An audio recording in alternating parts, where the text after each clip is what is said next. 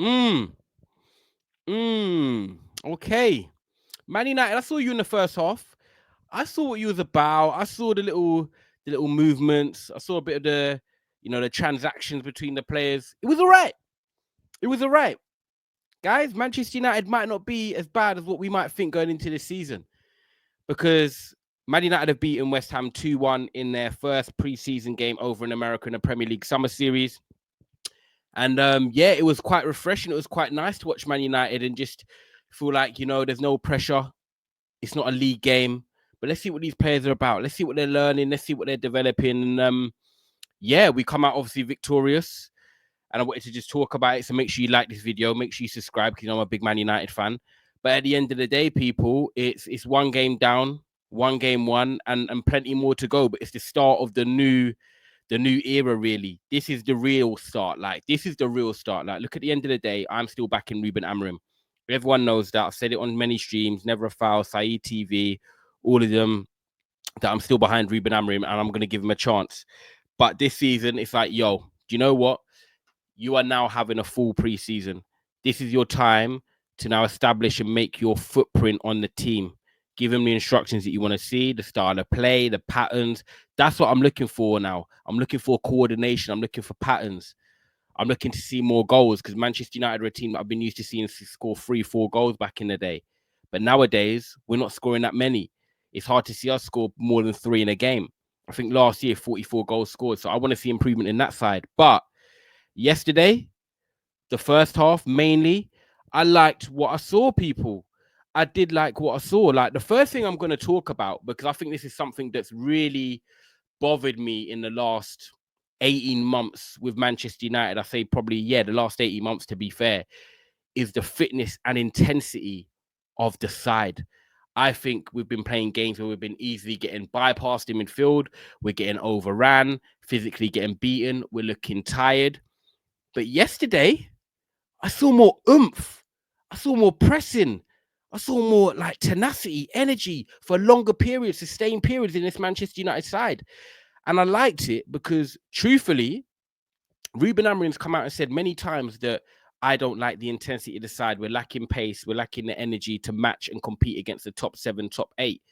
And I'm hoping it's something that he's now putting through the paces of these players with a full preseason and also an off-season program, where some of them, like Kobbie Mainoo, like Rasmus Hojlund, are coming back looking simmer, looking a bit sharper, looking a bit more dynamic. And that's going to be a big plus for Man United, because that was one of our biggest shortcomings last season and the year before that. The lack of energy and tenacity we had in the side, because we don't have the legs. And you look at teams from Crystal Palace to Brentford to Fulham's, whoever it is, with Sander Berg in midfield, teams just have legs. Teams just have energy. And if you have that, that's going to enable you to stay in games for longer, always have a chance of getting something from the game, and, creating chances and effectively causing some problems for the big teams. And that's what Man United did lack. We relied on just like individual moments and some pure brilliance. But now it looked like Kobbie Mainoo and Agati in midfield. Kobbie looked more fitter, looked more athletic. He has a long way to go, but it's a start in something that I believe he needs to work on more, because his technical ability and his positioning and the way he plays the game is brilliant. We can all see that potential, but he can't get up and down the pitch. He hasn't got the legs and the fitness to match the top Premier League professionals. And that's something he has to work on. And I'm hoping that he now does that. We look at Rasmus Hojlund. I think yesterday, do you know what? I've got to give him his plaudits, people. Like, as much as Rasmus Hojlund gets cooked everywhere he goes, normally timeline, YouTube videos, whatever it is, I think at the same time we've got to also say, yeah, do you know what? I liked what I saw there, or I saw an improvement. I don't know what it was, but he's come back with a goatee now. He's come back with a beard, and he's trying to freshen it up. Rasmus Hojlund's going for a new look, a new him. And I think he knows also that, like, he's got pressure on his position right now. Man United are looking for a striker. You've got Joshua Zirkzee that's going to be breathing down his neck for a start. And Hojlund's had 2 seasons here, and he's not really impressed anyone, really. So the jury's out on him, and he knows this is his last season at Manchester United to either perform, or he's gone, or he might be gone this summer. You never know. But I did like what I saw from Hojlund. I think he looked much sharper. I think there was a moment in the first half, within the first 10 minutes, where Bruno gets the ball and then slips it through to Rasmus Hojlund, and he outbursts Max Kilman, and then he cracks the crossbar / post. And that was within the first 5 minutes. But it was good to see the intensity, the pace, the aggression to want to get beyond his man, want to stretch him behind and actually get to the ball as well. I really like that from Rasmus Hojlund. And I thought he was quite sharp in terms of the way he was playing, like his overall game. Not everything come off. Look, not everything come off. There was a few loose passes here and there, but he was trying to get involved in the play, drop in deeper, trying to link it up, trying to do a little few 1-2s with Bruno or Matthias Cunha. But he was really trying. I feel like he's come back now to pre-season and he's like, right, I've got a point to prove. And I'm not saying this is going to be the change of Rasmus Hojlund or is anything to get super excited about, but I've got to also say, yeah, do you know what? I saw a bit more sharpness, directness, and ability from agility and like speed from Rasmus Hojlund. He just looked sharper. He just looked a bit more edgy, a bit more buzzy. And I really like that from him because now he needs to carry on that performance going into the next preseason game and then going on towards next season, because obviously he is going to get games. He is going to play. And at the end of the day, I'm a Man United fan, so whether I like him or not, or want him here or not, if he's going to be here, I want him to be playing well. I want him to be contributing. I want him to be scoring because he's still young. That is one thing on his side. He has got time. He can improve. He can get better. And hoping now with Ruben Amorim coaching him and getting a full preseason and 1 game a week, we might see them levels improve 100%. But I think Rasmus Hojlund deserves a shout out. Definitely. Matthias Cunha, guys, obviously a new signing. Coming into the football club, he's obviously not going to be able to set it alight straight away, but he's been starting both games against Leeds, now against West Ham. And I think he's just given us a bit of an edge. I like his pressing. I like his energy to, chase the ball down. He's dropping deep and working hard. He's got the ball carrying ability, which was one big thing that I needed in this Manchester United team. Other than Garnacho, who's probably off, we don't really have ball carriers that can get the ball from one side of the pitch to the other. But I like his strength and his ball carrying ability. You can already see in the final third, we just look a bit more active.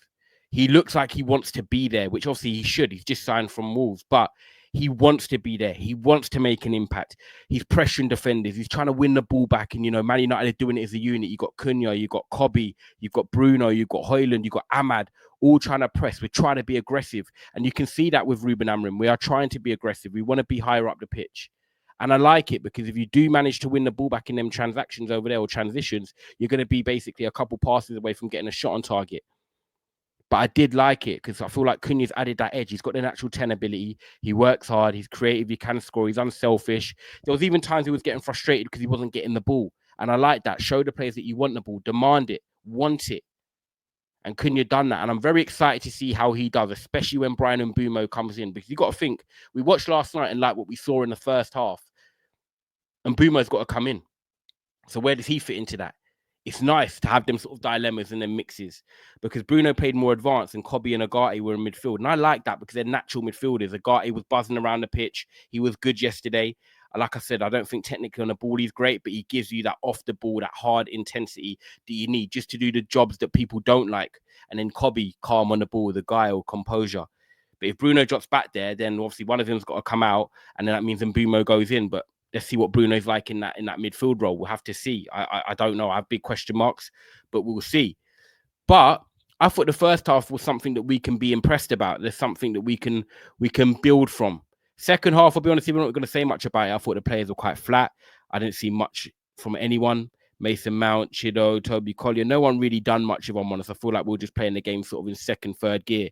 It felt like that was the first team that was playing in the first half, and then the levels just dropped off. So I'm focusing on the first half, and I do think that with Hojlund improving in that first game, you've got Mbeumo to come back, Xerxes, even Martinez to come back at left centre-back, because I think he would replace Aiden Heaven. I think Aiden Heaven's got potential, but I don't think he's there yet. He's going to be good, I think, and I believe he can. He's got the attributes to be good, but he just needs to mature his IQ, his awareness, and I think he'll get there in time. But right now, obviously, I'm not like, right, Aiden Heaven has to be starting. Not personally for me right now anyway. Lenny Yoro, I really impressed. I think he's a shoo-in. Him and Delit are nailed on starters for me. And then it's going to be interesting to see what happens at right back. Because I feel like when Ahmad's playing at right back, or right wing back, should we say, he's not involved in the attacking side so much.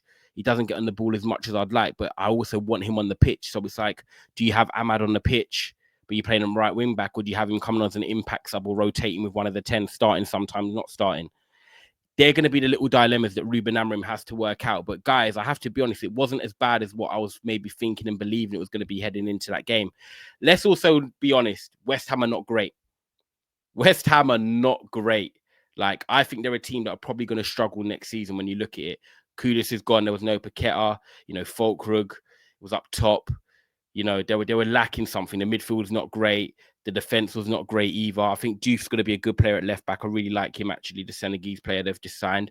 But West Ham are not great. So it's hard to sort of measure yourself when you're playing against a team like West Ham, who I do think we're going to be struggling in the bottom half of the season, or of the league, sorry.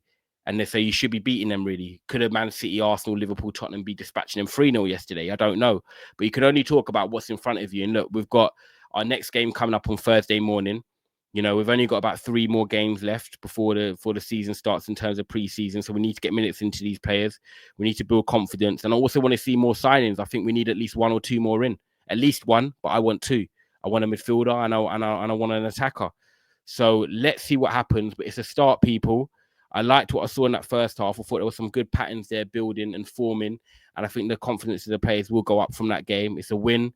Ruben Amorim's got time on the training field, and hopefully this can be the start of something which is more of a positive season. We need it. We can't be having what happened last season, 100%. With 1 game a week, you know, we need to make sure we're going out there, giving it 100% and winning these games. But yeah, guys, Man United won against West Ham last night, and I'm hoping we can now go on and put a little run together and build some confidence heading into that massive game on the 16th of August where we're going to take on Arsenal. But yeah, guys, big up, and I'll see you on the other side.